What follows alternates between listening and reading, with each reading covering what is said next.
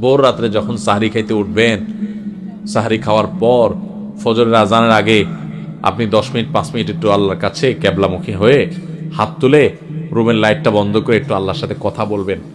মানুষের সাথে বহুত কথা বলছেন, আল্লাহর সাথে একটু কথা বলে দেখেন। আল্লাহর সাথে কথা বলার স্বাদ আছে ভাই, অনেকে জীবনে একবারও এই স্বাদ পান নাই। একটু কথা বলে দেখেন। ভোর রাতে সাহরি খেতে উঠলে 10টা মিনিট একটু হাত তুলে কথা বলেন।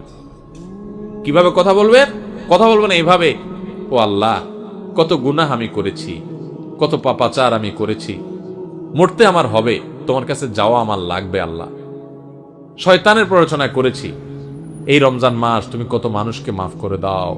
নবী করিম সাল্লাল্লাহু আলাইহি ওয়াসাল্লাম বলেছেন, ওয়ালিল্লাহি উতাকাউ মিনান নার ওয়া যালিকা ফি কুল্লি লাইলা।